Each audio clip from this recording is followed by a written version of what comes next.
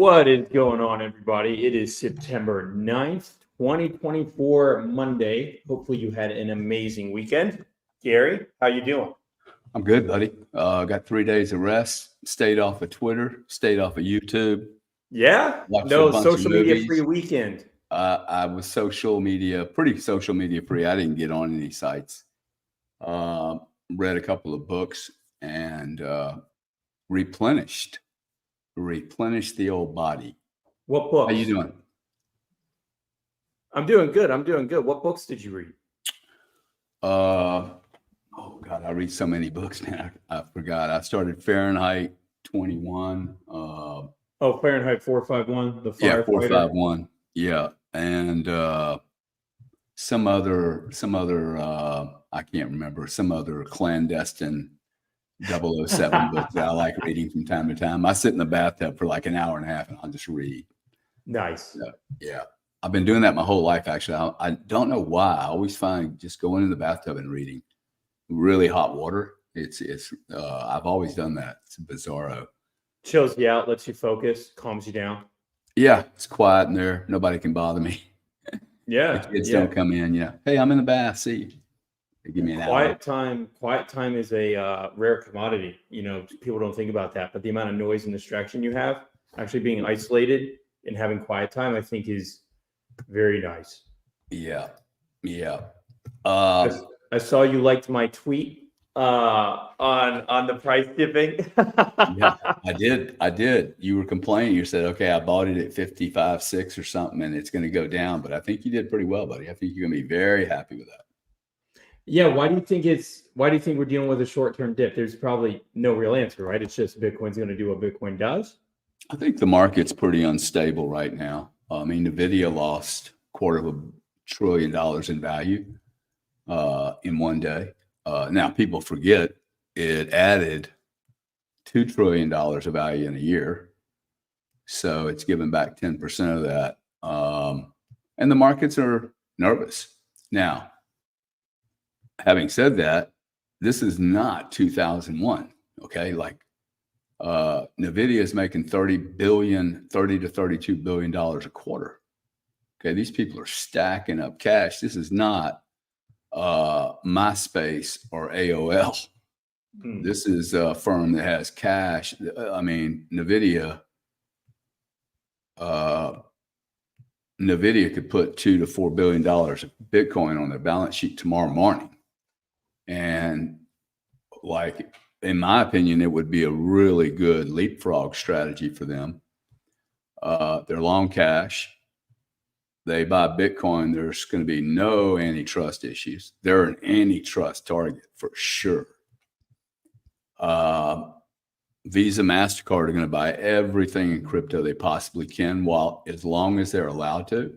And if I'm Nvidia, I put a couple $1 billion worth of Bitcoin on my balance sheet, which, think about this, okay? Think about DuPont, who makes fertilizer.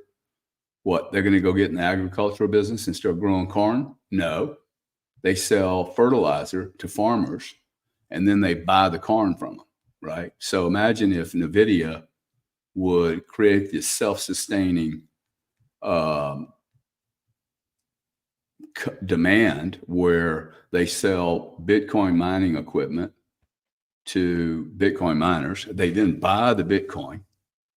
Like, I've had people go, oh, they're going to go get in Bitcoin mining. Why would they do that? You don't go and become the customer.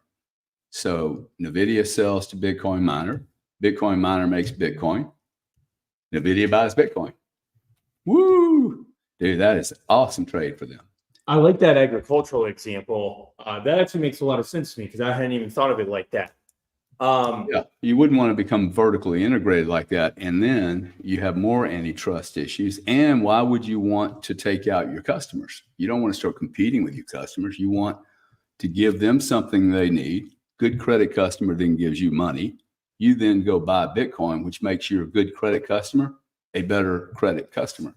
It's very symbiotic. And it's placing a reserve on their balance sheet. They don't even have to explain as a micro strategy play. They can just explain it as, hey, this is good for our ecosphere.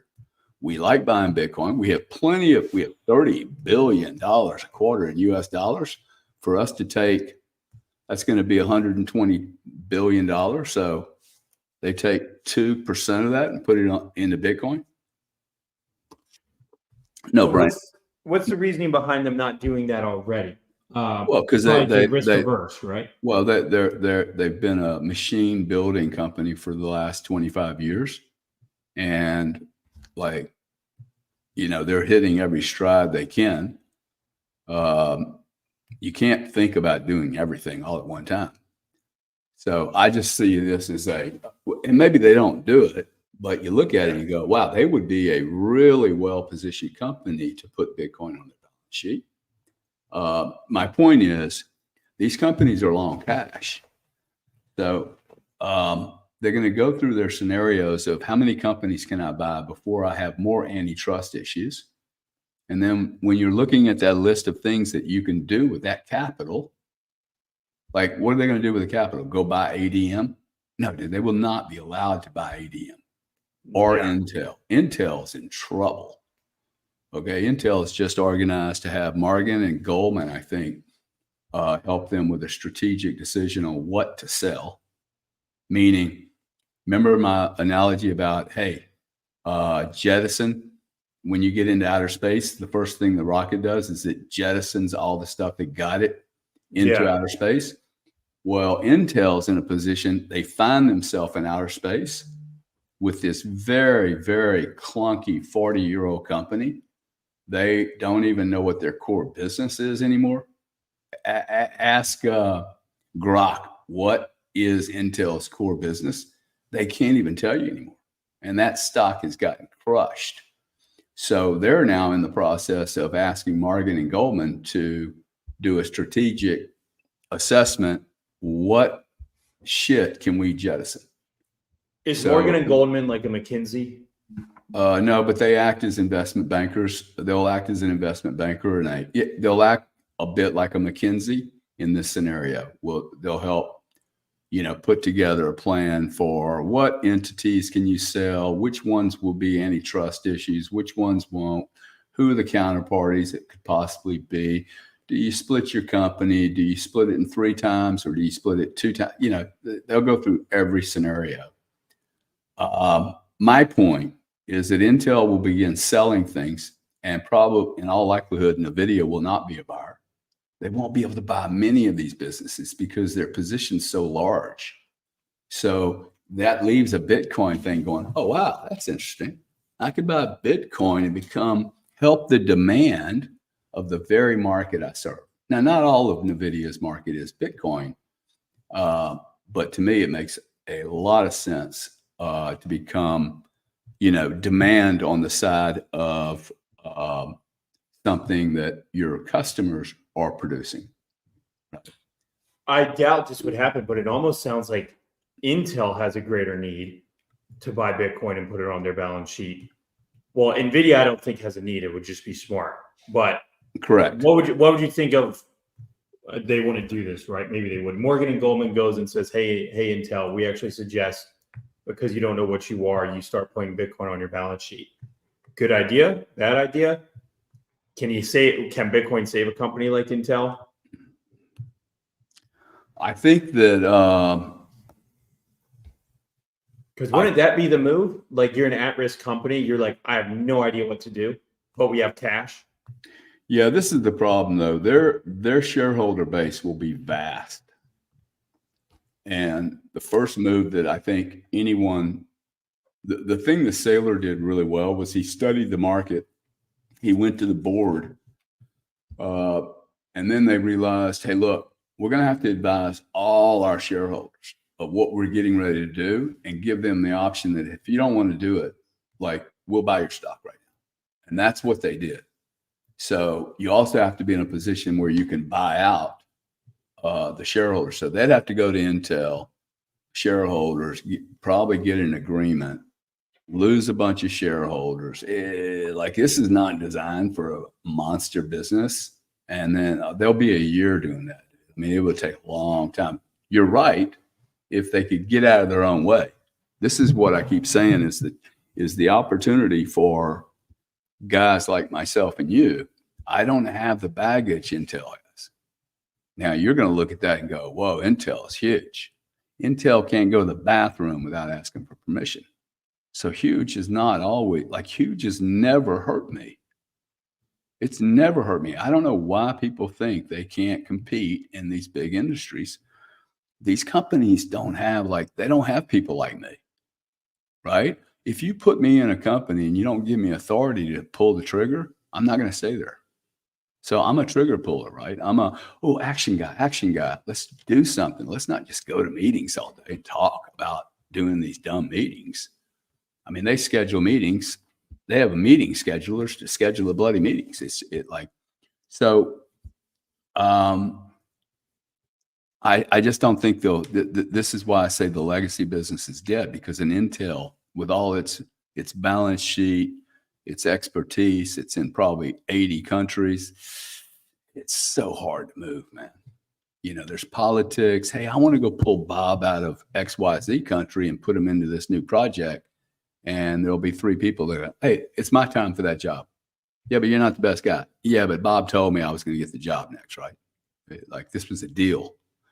So these companies they become almost the size of governments, and very, very difficult for the very best to operate freely and without obstruction from the politics and the bureaucracy that are associated with these big organizations. Very similar to what's going on with the U.S. government. It's just so bloated now. So bloated, right? So what did Nvidia do that Intel didn't? Like, what's kind of the difference there, right? Because they were both microchip processors or manufacturers. But Intel seems to have just shit the bed, and Nvidia is like an amazing story that everyone's talking about, right? Yeah, well, he looked into the future, man. They're futurists. They're not looking at the past, going, okay, what am I? My chip business is my chip business. These guys kept innovating. So this is going to be this is the century for innovators are paid. And these positions, like you can see that Nvidia has just become a monster company. I didn't mean to get off on Nvidia. My whole point was this is not 2001 and it's not 2008. Now, could we have a real estate problem? Oh yeah, we could. Is that going to impact Nvidia? I'm not so sure about that. Nvidia looks to me like the future. See, I would be betting on future businesses here. I would really look at, okay, any business I have, is it based on the future or is it based on the past? And I think everything legacy is getting ready to get crushed. But by getting ready to get crushed, I mean, over the next 2 or 3 years, we're just going to see margin degradation. Volumes will start to collapse. Maybe if you're a vendor and you're helping some of these big industries, you'll pick up some volume. But I think you're going to see the MasterCards, the Visas, if their transaction volumes increase, it will be because prices are going down. And so if transactions go up, it's because prices are going down. I predict that prices are going to go down as the average transaction, and transactions are going to decline. So the total revenue will decline and the number of transactions will decline, even though the average ticket we should start seeing a decline in the average ticket. These big firms, they like making, I was just got off the phone with somebody in Europe.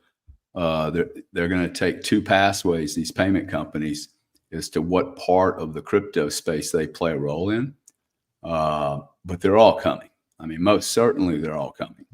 There's no way anyone at MasterCard or Visa are going to get on the sidelines and pretend like this isn't happening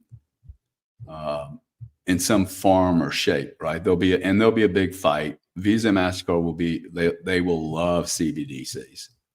They will love everything that the Bitcoiners don't like about fiat, but they'll play all sides of the angle of the table to ensure they get some position, right?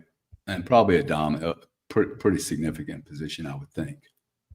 We had what I thought a funny comment was from James Cleary. He said, "We've been moving sideways for so long, I'm starting to forget what gains feel like." Yeah. Well, James, I mean, if I could be just really brutally honest, 1 year ago we were at $16,500 Bitcoin. I wouldn't say this sideways. A year ago, people were like getting ready to jump out of the windows. Price was so low that part of the cycle, I didn't actually know what to do. I mean, like, oh wow, what's happening here? And I didn't have enough cash to go grab. So, some of these cycles are also how much cash is available for people to deploy. I maintain that the crypto industry is not going to push this cycle. See, this has been a problem, right? I think the crypto world is really, really small, and it's done an excellent job, hook or crook, getting this industry to $1 trillion, but it doesn't get to 3 trillion with the existing investor base of Bitcoin. The old whales, like it needs new money. And that's what we're seeing happen here. We're seeing new money come in and we're seeing old money sell. You cannot convince me that old money is not selling here. Maybe some $60,000 coins got bought, but the volume that's trading here would suggest there are large players that are moving from Bitcoin, probably $300,000, $3,000 Bitcoin, and they're taking their sales because they don't want to risk another $30,000 drop and having to wait another year or two.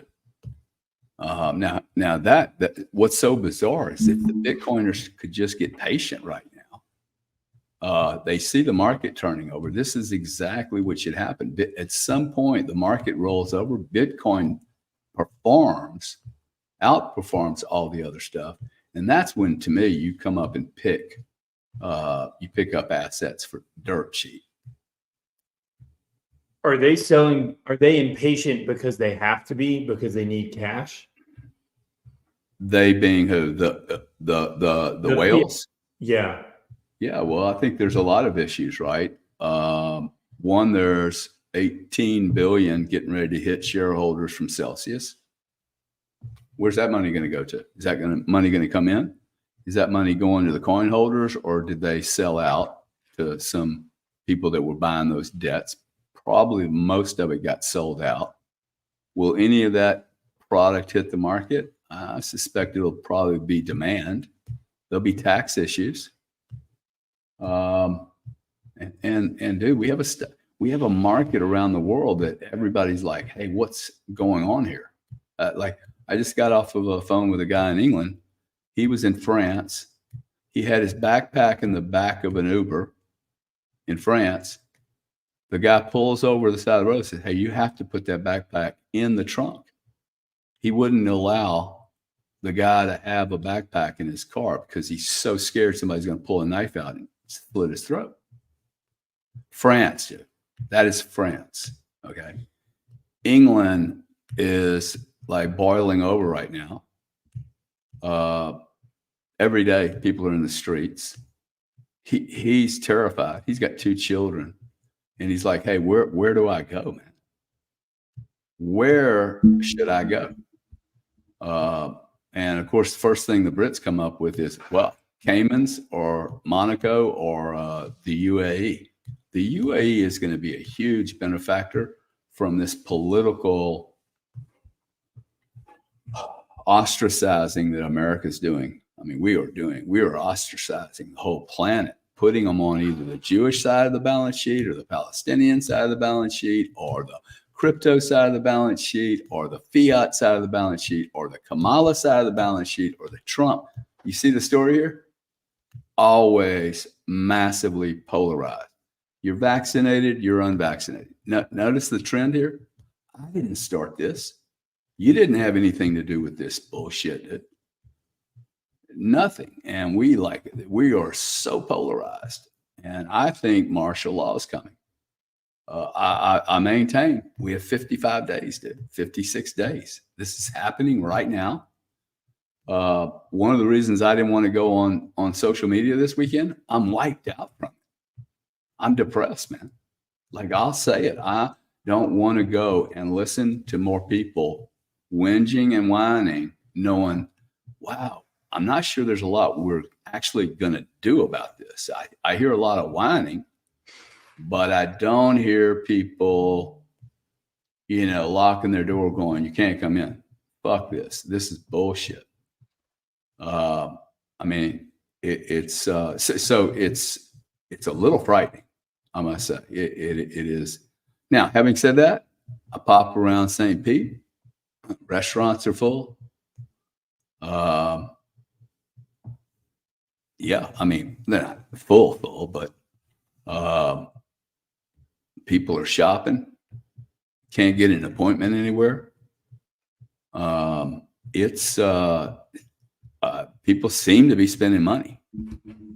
Now maybe if real estate's so priced so wrong, maybe people just stop buying homes.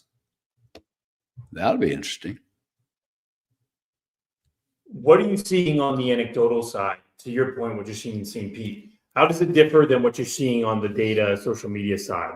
Like, are those two stories adding up, or are they completely different? Like, when you're checking Twitter and you're seeing news about the market and political news, and then you're just going out in person and just witnessing for yourself, do they match up, or are they completely different, or somewhere in the middle? Well, I didn't see anybody in St. Pete. I didn't see 1,000 people in St. Pete blocking roads. Blocking roads or creating big scenes.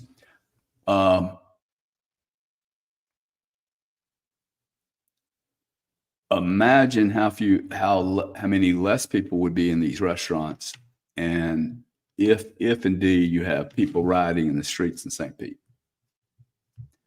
Now we do a good job here. You start messing around with the cops in St. Pete, they'll fuck you up. I mean, they'll take you out and show you a nice little, St. Pete meal.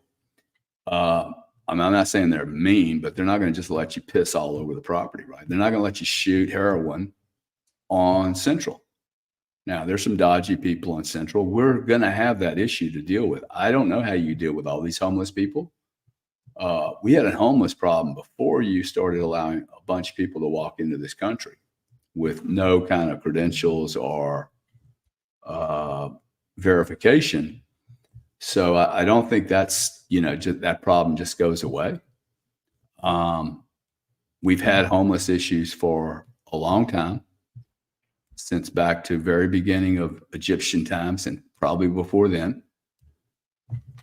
I'm not suggesting that we don't need to address it, but the way California's addressed it, there's not like, if we like this immigration stuff, I know a state that send them all to California, man. Give them the best weather in the country, and maybe they have a way to make solar energy, and they can do their own self farming in Beverly Hills, and they won't need power and solar, and they don't want any plants or anything in their backyard. But they want to be able to buy energy cheap.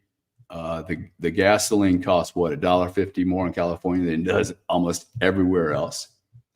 Oh wow, shock, surprise, dude. It's because you don't allow any refineries in your state.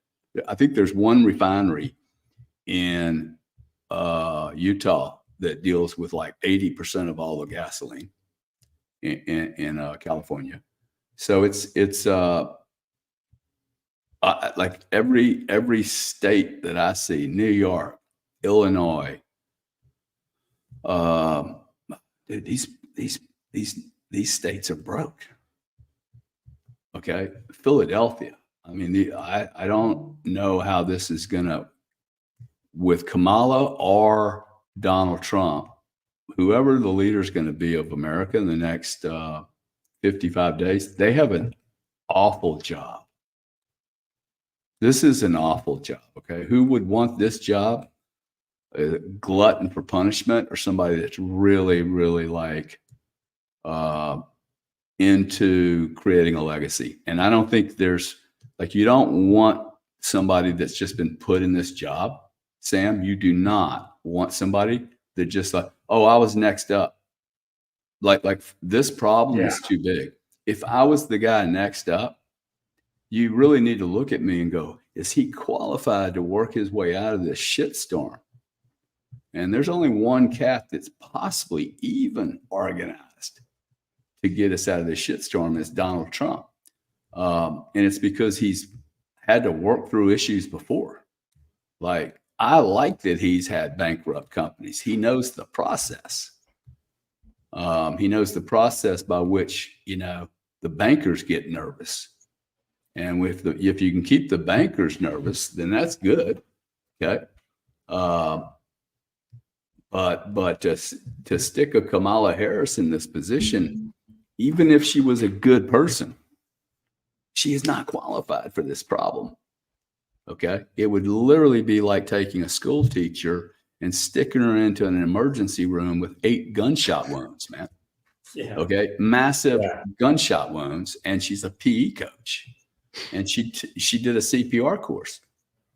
Now, I don't think Trump's ever done a CPR course either, but he understands bankruptcy, negotiations, dealing, money, burn rates, savings, interest rates.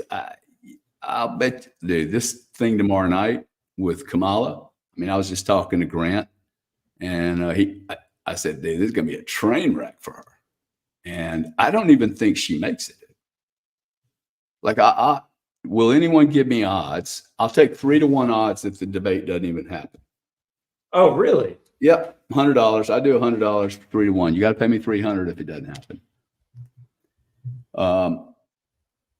Yeah, because you know why?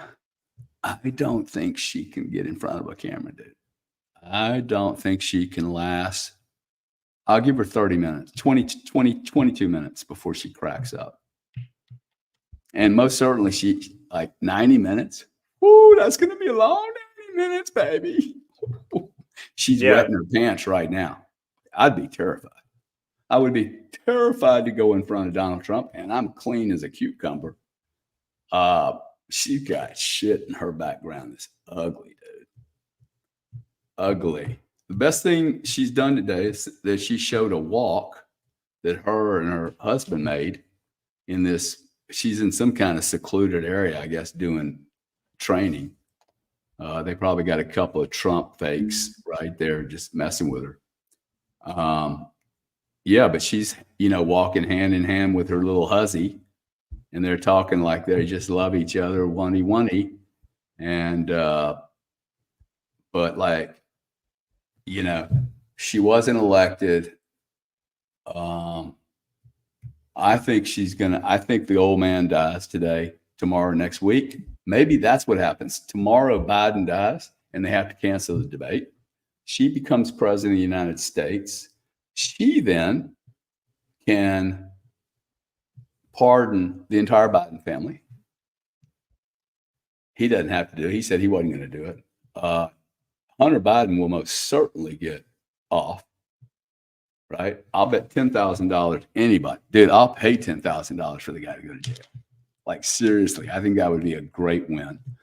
And I shouldn't say that because I really don't want to be critical of somebody. I've not seen the evidence, but that guy, I got a pretty good idea. He's not a good guy. Okay? Hunter Biden is probably not a good guy. Grew up in a really sick family. What do you expect? He grew up in a completely sick, alcoholic, chemically ridden family, probably a bunch of sexual abuse.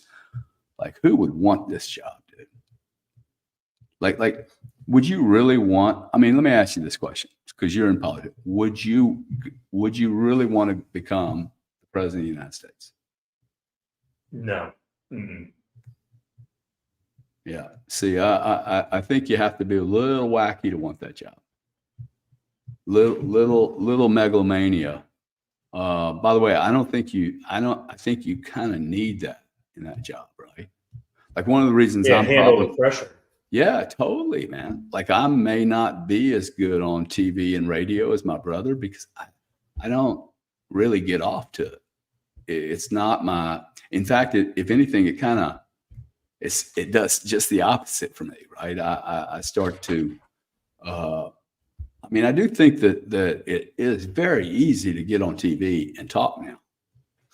It does create a little bit of a or I think you have to like really use a lot of judgment when you're listening to people on social media. But the truth is, we should have always used judgment with the people that have been talking to us for 60 years.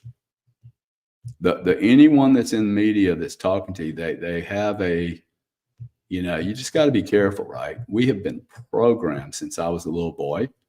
And the weird thing is, dude, they called it programming. It's in your face, right? I mean, this is 1960, okay? So this is 1960, 1962. Oh, the programming for CBS is starting at 9 a.m. Programming. Look, I'm not making it a big deal. I just do think that we have to like really be judicious. Don't trust, validate your information. I think validate, and I think, do we have anyone in history who has gone through so much scrutiny as Trump, as a political figure? Anyone in history that's gone through this much? I don't know. Clinton. I don't think Clinton went through much. Okay. This guy has been harassed, man. Right? I mean, harassed. Quite frankly, I don't even know what the latest filing is. I think it's about some woman, right, that claims he hurt her or raped her. Who, with Trump, right? Yeah. Yeah, but now it's being postponed. You see what I'm saying? I don't even know what the charges are now. There have been so many scandals around this kid. Yeah. And claims of badness. Yet I look at him, I'm like, you don't seem to ever alter his trajectory. He just keeps going, man. Well, actually, it helps. It helps his trajectory anytime they try to bring him. I think that's why they delayed the most recent court, because they're like, hey, this close to the election, every time we do it, he gets a bump. So I don't think they did it. I don't think they did it because they're like, hey, we're scared we're going to lose the court case. I think they did it because he always gets a bump the harder they go after him. Yeah. Yeah. Now, are you seeing a lot of information come out about Anthony Weiner, the Clintons, Al Humina, her assistant, the Middle Eastern assistant? Huma Biden? Yeah. I have, that not recently. I mean, I remember that whole shtick from 6 months, a year ago, probably longer than that. That was a bigger story, but why? You seeing stuff pop up recently? Yeah. I mean, I think in the next couple of weeks, it's going to get violent. Some of the claims and what have you. I just think there's a lot of data that's getting ready to hit the market. You saw Dick Cheney endorse Kamala Harris? Surprise. I mean, what does that tell you? Is that not interesting that someone like RFK and Tulsi are with Trump and then Dick Cheney is with Kamala? So if I were to tell you that and then say, who do you think is more pro-war? We're like, what would you say, right? Yeah. I'm surprised he came out and said it. Like, why wouldn't you just stay quiet on it? I don't know how it even helps you, because nobody likes Dick Cheney. Nobody trusts Dick Cheney. I don't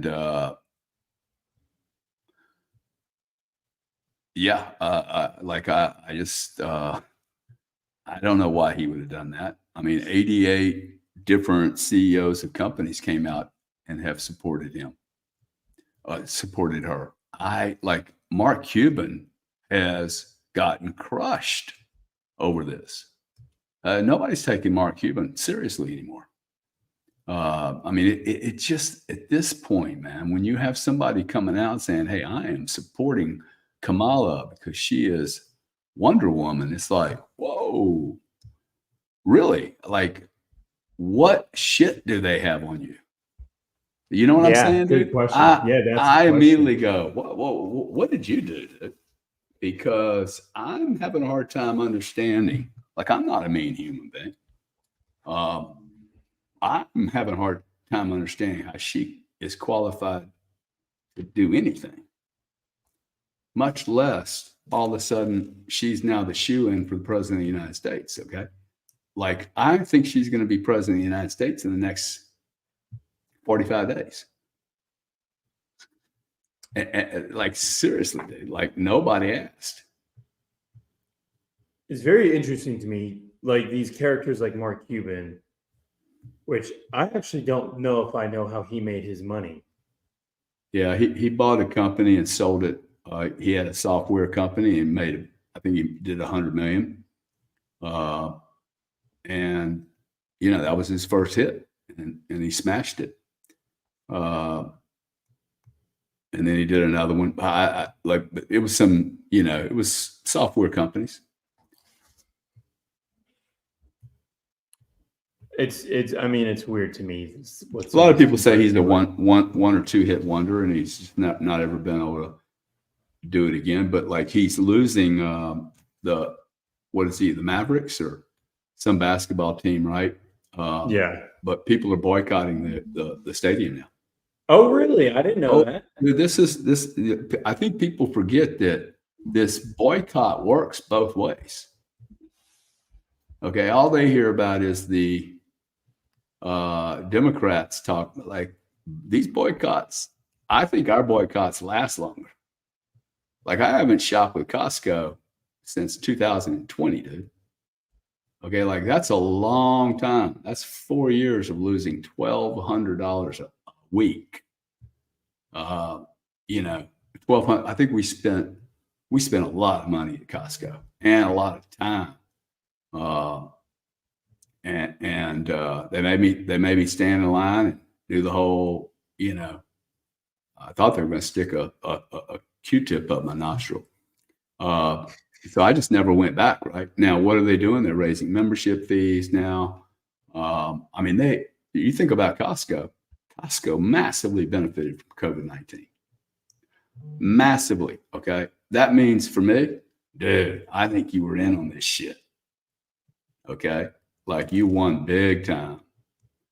Now they're selling gold. They were selling. No way. Oh, dude, they sell a lot of gold. Oh yeah. They're gold and silver.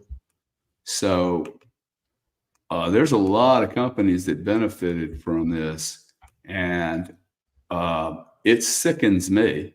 And maybe this is some of my fear of this social media stuff. It is the stuff I am seeing here that's coming out about this COVID thing is really staggering. Okay. I mean, we have now real doctors coming out, and we're doing trials on some of the results, right? We're getting information now. I didn't take the vaccine, so it's kind of even interesting that I care, because why would I care? Right? I didn't take it, but I do care because I'm seeing, oh my God, look, this blood's wrong. Okay. There's something, we're going to find out that we were lied to. This was not about a flu. Okay. Anyway, this is,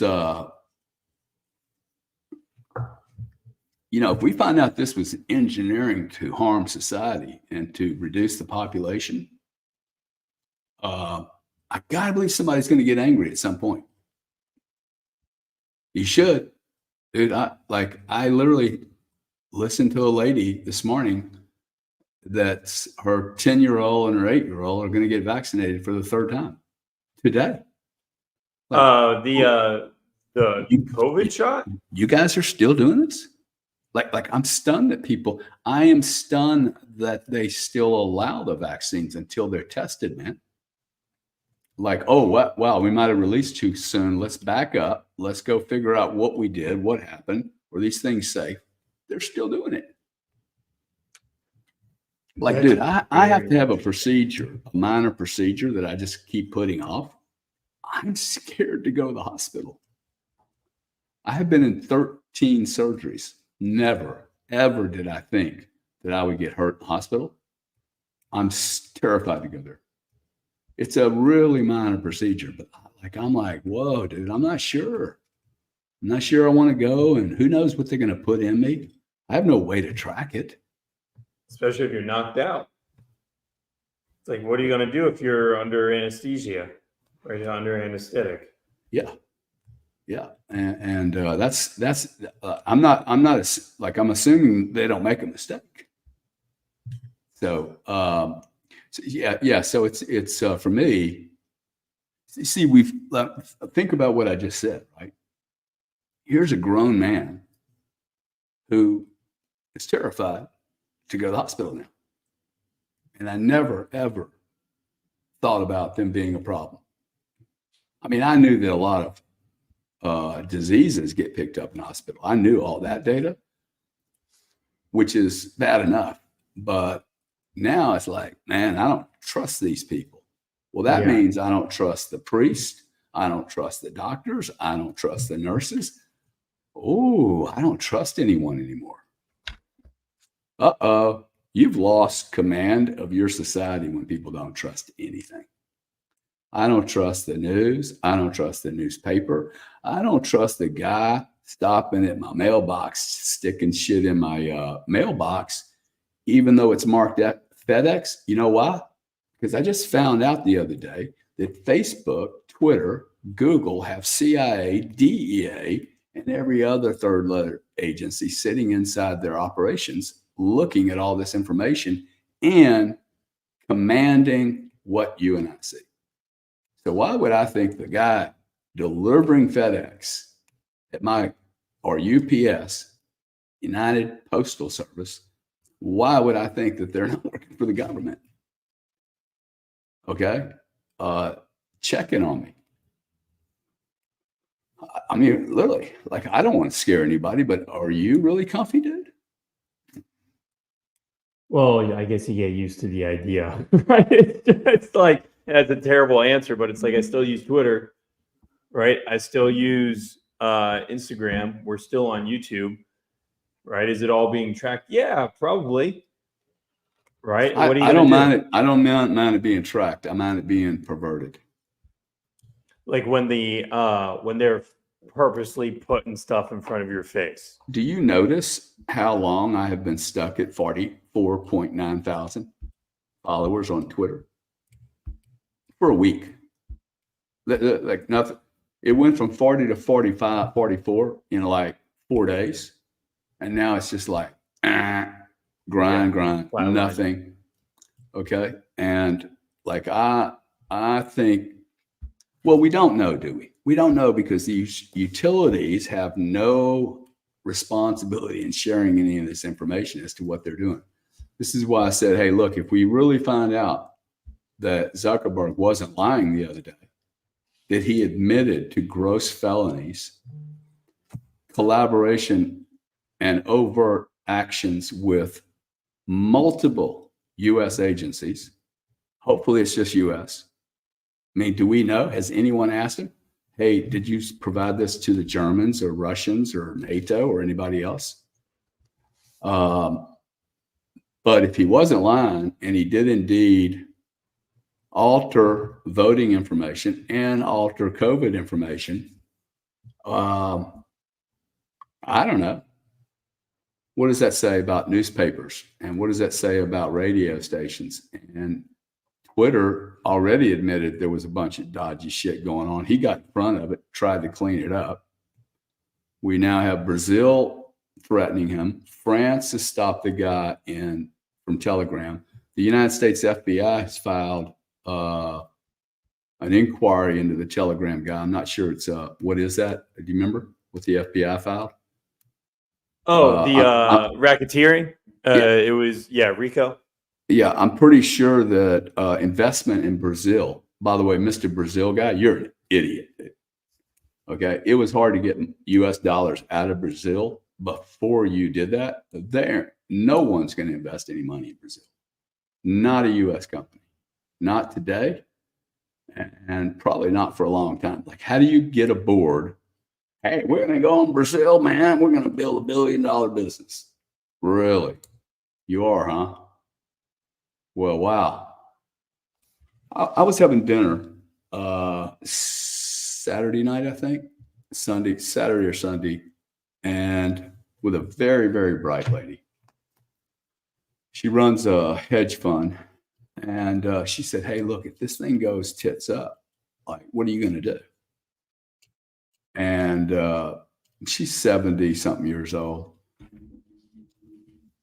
Palo Alto, and a very well-connected political player. And I looked at her and I said, I think maybe the best place to go would be Moscow. And she looked at me, dude. Her eyeballs got this big. She's like, this is why I like you. I met her a year ago. I said, wow. She's like, I think the same thing. The safest place in the world right now might be in Moscow. What? Okay. I would go to Moscow. I would not feel threatened in Moscow, but I would feel threatened in the UK. Because you know what? I don't say anything stupid about the Russia. I don't see them doing anything stupid. They're not letting 1 million people walk their streets, dude. Take over their fucking schools, not even go to school, take over a whole county. They don't have a free immigration policy. You see what the Italian lady's saying? Hey, you come to this country and you're here illegally, dude. We're going to throw your ass out. She said it in Italian, but I mean, it was basically, fuck off. We cannot afford you. And I think that's what this discussion we ought to be having right now is, hey, nobody can afford to do this. Okay. Now we go back to first principles and ask ourselves, why do we even have this problem in the first place? The truth is, there aren't any countries that can just afford to take 8 million people into its borders without a plan. Okay. You just can't. There's no assimilation plan. That tells me that whoever came up with this intends it to be used to create more polarization between you and I. And by God, we don't need any more polarization. We need less, a lot less. See, we need less of the, hey, mainstream media is liars, can't trust the hospitals, can't trust the lawyers. The only thing I can trust is the Supreme Court. The Supreme Court so far has really been protecting our rights, man. I sure hope they stay on point. But it only takes a couple of those, big unwindings to start. I mean, we're going to have a fight in the next 4 years on what is our right to free speech. Yeah. Yeah. But, I mean, back to investment. Okay. If we don't sort this out very quickly, this is what I've just told you. Hey, I'm not spending any money in the UK. I'm not going to go to France. I won't spend any money there. I most certainly will not go to Brussels, the heart of the fucking devil. Yeah. Okay. I mean, look what I just said. Heart of the devil, dude. There ain't nobody letting me into Holland. Okay. If they do, it's not going to be a pleasant stay for me. And they're little fucking shitty hotels anyway. I hate those little shitty hotels. Not to be mean. But I don't know how this, I don't know how this, you have to fix this because no one's going to make investment here, man. Imagine going to Shell Oil Company, the board. We're going to invest in France, Brazil, Israel. Hey, let's go invest in Israel. Israel's got a big offshore energy platform. Nobody's going to go invest in Israel right now, dude. It's a fucking war zone. Oh, let's go to Turkey, right? Turkey's investing in the BRICS. So where do you go? Like if you're looking around, if you're a business builder, where do you go? I'm here to build a business here, man. You see, where would you go? Yeah, where would you go? Dude, like it's a problem.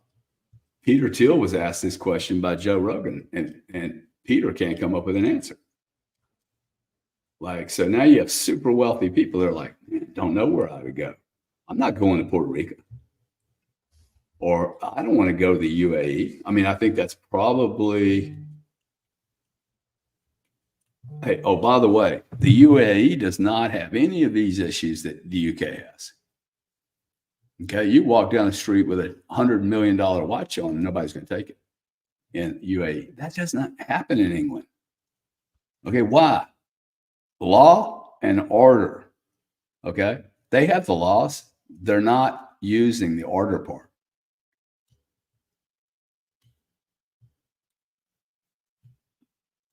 I don't know how we don't end up in massive civil unrest, guys. I don't want to say that, but I just don't know how you don't end up with this being really, really messy. Do markets freeze when that happens? I mean, you've said before, you see the Markets charts never all say markets never freeze unless they're frozen by governments. And when they freeze them, it's because a major shock to the system. This is what Bitcoin will never close. The ETFs will close, but Bitcoin will continue to trade. So the reason I cut you off was they don't freeze; they get sold very quickly.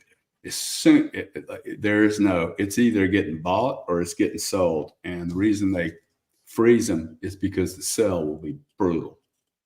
It'll be sell, and then it hits every major liquidation point, and then it breaches that point, and that's when they do an automatic, okay, we got too much pain here, close the market. So they'll close the market, or they'll start distorting it, which they've been doing for years. yeah. You cannot explain to me how Israel and Palestine can have a problem on a Sunday, and then on a Monday the S&P goes up. I mean, I find that weird. Okay, this is a major attack. And we could be in this phenomena where all assets go up, even though there's a lot of insanity because there's nowhere else to go. You know, you can only put so much money in the bank account, getting nothing, getting four. You know, we're seeing a bunch of metrics roll over. We're seeing indicators that haven't flagged in years that show, hey, recession, incoming recession, imminent. Having said that, I'm not sure that we necessarily have to have a recession because the companies look like they're doing okay. If they reduce a bit of their staff, their margins are going to increase. And if they can tell a story around AI, then their future is probably going to be pretty bright. It's the legacy companies that some of those companies will fail. And fail hard, I assume. Yeah, but which ones fail the most? I don't really know. I think some of these businesses could fail, but their earnings could go up in a year or two because they just cut a bunch of costs. But that'll be the first thing that goes is jobs, right? So we had it's so funny. I was arguing with somebody on Mario Spaces one day about the validity of this data. And somebody was saying, hey, this data is valid. It's valid. It's valid. I'm like, it's never been valid. It's never been valid. It gets changed all the time. And I don't even believe in any of the numbers. I don't know why anybody stays awake to see the numbers. They're fake. They're bullshit. And they're whatever you want to cook them up to be. You cannot make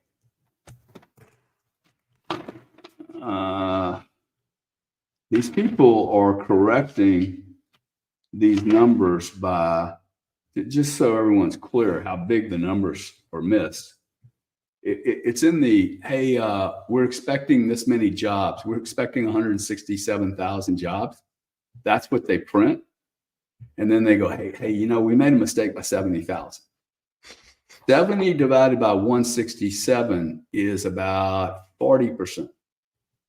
Okay, imagine your real estate bureau brought you a deal and said, hey man, it's going to be a 20% return, and it turns in being a 8% return.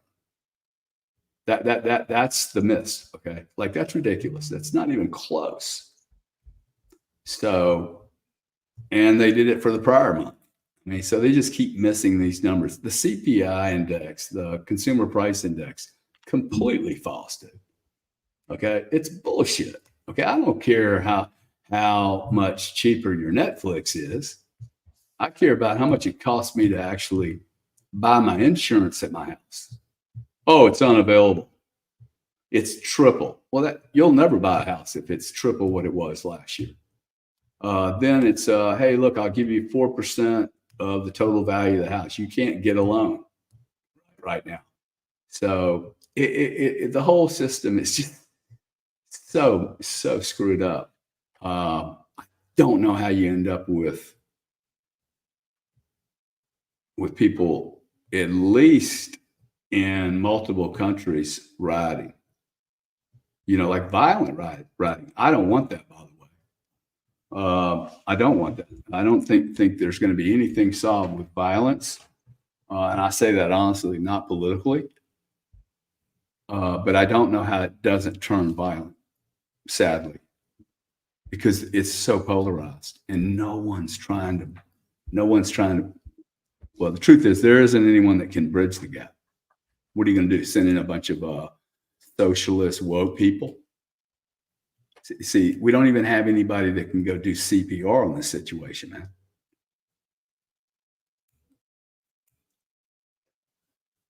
$55 days. We are living. This is the only way I actually, and I do think that I actually needed to take some time off of the social media sites, because I'm like, oh, this is really bad information. It's dire, it's negative, right? But the piece that I do look at that I find exciting is we're living through this. Like, it's happening on our watch. And I think I was hoping maybe somebody else was going to deal with it. I mean, if I'm really honest, do I want to deal with this, dude? People are going to get hurt. People are going to be written about. People will go to jail. These events don't end up like your normal Netflix series where everybody's loving and peaceful and rah, let's do series 2, right? This could be one of those stories where, it's a 2 to 5 year, 2 to 6 year story of the struggle for freedom, or the struggle for a draconian one world. I think we might be there. We might be at this point of, hey, we're one world. It's Bill Gates and everybody gets the shot and the number, or we are a free society. Maybe we're there, dude. Maybe we're at that point. And if we're not there, what is going to get us there? I do think you have to get to that point, right? That breaking point at some point. You can't stay in this. I want freedom, and I have no freedom. Yeah. I want free speech, but I can't listen to you because you've been knocked off.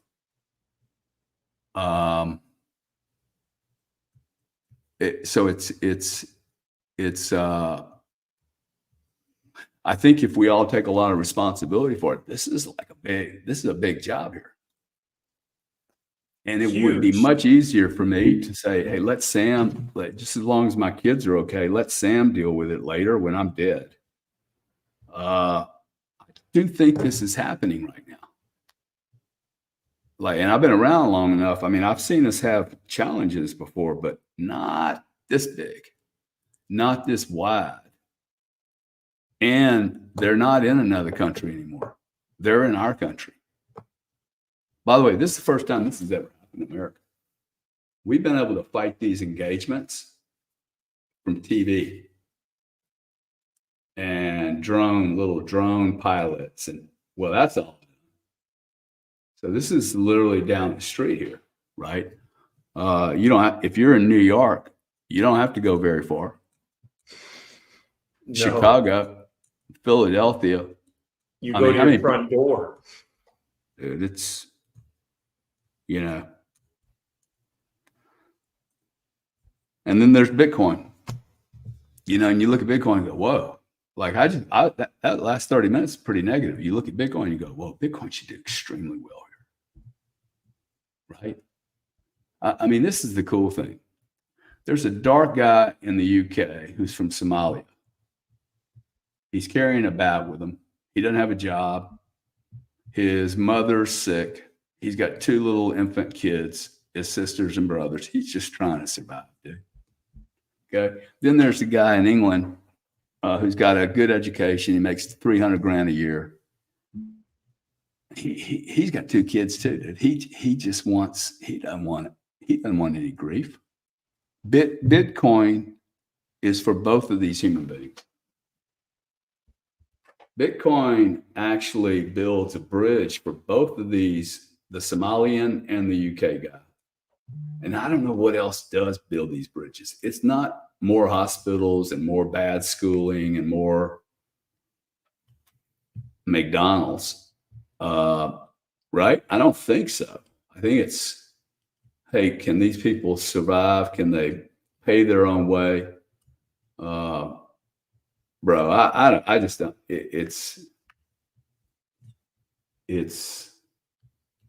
I wish I was more optimistic. Really, I wish I was more upbeat. Maybe that's why I didn't go do anything this weekend, because I'm having a hard time like making shit up. I never make stuff up. I'll go through it and you'll see my process. I'm like, hey, why am I being so negative? Am I just like being psychotic here? But it doesn't look so good to me, dude. It just looks problematic. If this was a Bitcoin trade, I'd be get out of this trade. Like if I could, this is actually why I like Bitcoin. It's a sharp on, like, I'm basically thinking, hey, I think this system's going to fucking fuck up. It's almost unretrievable. That should be great for Bitcoin. It's absolutely going to be horrible for other things, but it should be good for Bitcoin if you believe that it's good for the Somalian and it's good for that UK guy. It's good for you and it's good for me. It doesn't, you know, a Somalian guy buying $50 worth of Bitcoin does not harm you and I, right? And he can't steal it. Well, hopefully he can't steal it. Hopefully nobody can steal it, right? Yeah. And there'll be people that try, right? I mean, if you don't have any food and you don't have any water and you got a 2-year-old sister and an 18-month-old brother, dude, I'm gonna go find some apples and some drinks and some food. And if I got to steal it, I'll have to steal it. I guess I've got to take care of my kids and my mom. Right. I'm not promoting anyone do anything wrong. I just think human nature is, hey, you're going to go take care of your mother and your children. When you get hungry, you're hungry. This is the bullshit in South Africa. They're like, hey, let's educate these people. I'm like, why don't you feed them? Okay, they're not learning anything if they're thirsty and hungry. You can't just, and you can't solve these problems. It's anyway, what do you get from that? Do you get tons of negativity, or do you get any kind of thread of hope? I mean, I've told you before, I'm optimistic. I think the most important point is a lot of people do hope that they can kick the can down the road. And it's just like, oh, well, no, it's my time, right? It's the time you're born in. That's your mission. And so you just own up to it. It's like, oh, it would have been cool to be born, during the good times, I guess, but I wasn't. So what do you do about it, right? I try not to, I'm not going to think about wishing I could have been born at a better time, right? There's plenty of exciting things and reasons why I'm born now. So I always tell people it's good to be realistic, and to have realism, I think, is to be optimistic, because, the hard times always come to an end. Hopefully I get to witness that. If I don't, my kids will. Yeah. And that's what it's all about. It's planting the tree so that your kids can enjoy it, even if you can't. Yeah, no, look, and I think that's the right way to look at it. Hey, this is happening. When I said that, though, I was like, wow, this is really happening. And I'm having a hard time, and I'm not dumb. And when I see a picture like this, I'm like, okay, I can pretty much tell you where this is going to end, or at least what direction we're going in. And I just find myself going, wow, this is actually happening right now. Like somebody just tried to assassinate the president, right? And that's the one we know about. And even that, it appears that humanity would rather just kind of pretend that didn't happen. You see how it's almost like built into us? Ooh, don't want to look at that one. Yeah. Like I have to say it out loud and go, wow, that guy's head was supposed to be gone. And the reason I say it so graphically is like, hey, maybe we need to remember what like that was intended to be a watermelon event. Yeah. Okay. And it didn't, but now we're not talking about it. Like, whoa. I love the work Chris Marston's doing at Peak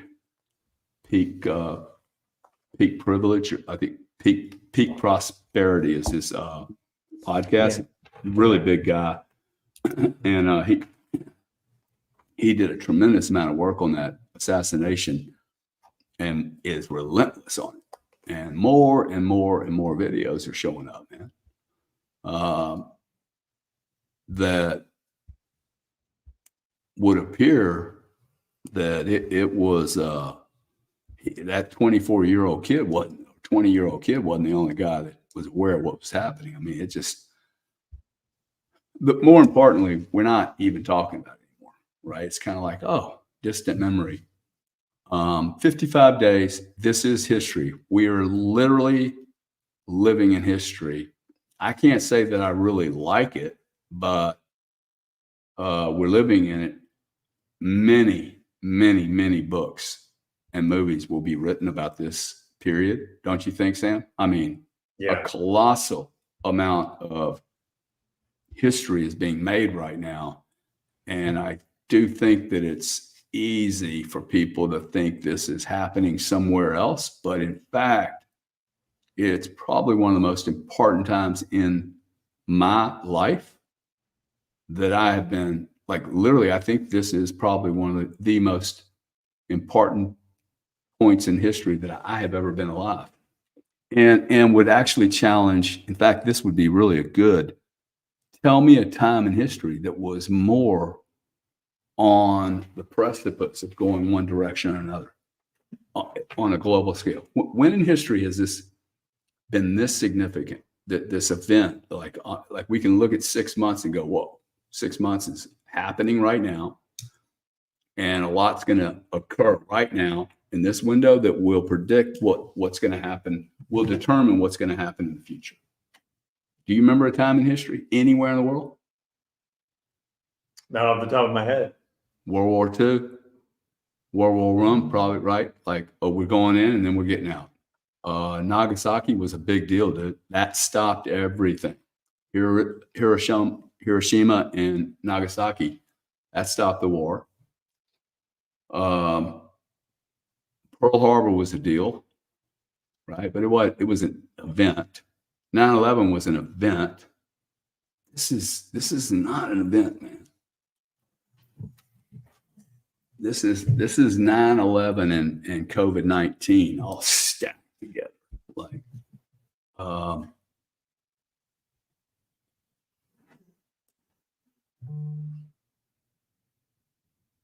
I don't mean to be depressing. I know that I don't mean, but like, I'm feeling guilty about this podcast a little bit because I'm like, hey man, this is a little, not so positive. Everybody wants to, I mean, it is very positive for Bitcoin over the long term.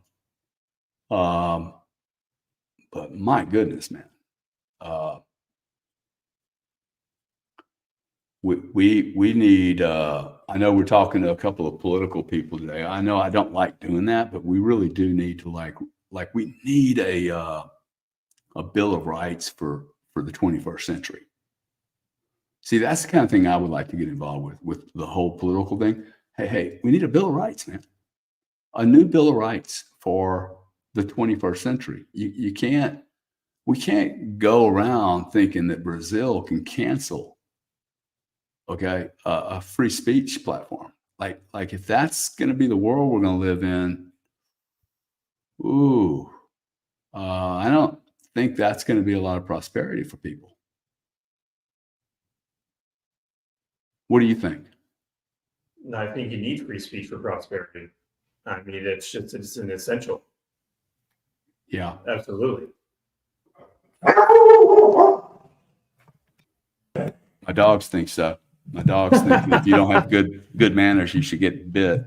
That's right. That's right. Well, Gary, what's a positive note that we can end on?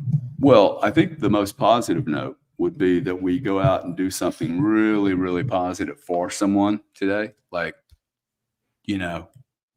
I'm a very positive human being, but like maybe this podcast wasn't so positive. I'm just trying to be straight up on what's going on. I do think that we're living in history, and I think that if we just understand that everyone, whether they're aware, like I'm a pretty strong human being, I got to tell you, I am feeling all this energy. And that means to me that everybody else on this planet is also feeling the energy. So for you and I to be kind and nice to someone, don't put yourself at risk, right? But just to be kind and nice to someone cannot possibly harm anything.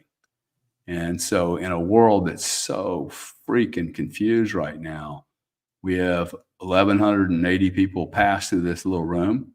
1,180 kind acts can't possibly make the situation any worse. So minimally, we at least get to be on the right side of, hey, we tried to bring some cool energy to the table. We can't fix the government, but we can fix our own little backyard. That's the piece that I think is the most important, because if we fix our own backyard, our own closet, our own house, it becomes a lot easier to help people make change. It's very difficult, though, when I'm scrounging and being a criminal or being devious or unethical, for me to actually make a contribution to anything that's positive. So yeah, go out and do something really, really nice for somebody today. Get out of your own space, do something that's maybe not so easy for you. In particular, you get extra points if you do it for somebody you don't like. You get 2 extra bonus points I'll give you for helping somebody that you just, think they're a complete asshole or they really hurt you. And they probably did hurt you and they probably are an asshole. It don't matter. I can still be nice to somebody without becoming a robot or being used. So that's what I would do, man. Good deal. Well, guys, we'll be going. And probably buy some Bitcoin at 55 grand if you can buy it. That's right. I think Bitcoin at 55. Oh, it's 56.6 right now. We just lost $1,000, dude. Wow. Isn't that amazing? Good karma. Went from 54.8 to 56,608 since we've been chatting. Not bad. Not bad. All right, my man. Thank you. All right, guys. We'll be live. Twitter Spaces 5:00. Be sure to join us. Oh yeah, that'll be fun today, actually. Yeah, Chris Haynes. We'll have fun. Thank you, man.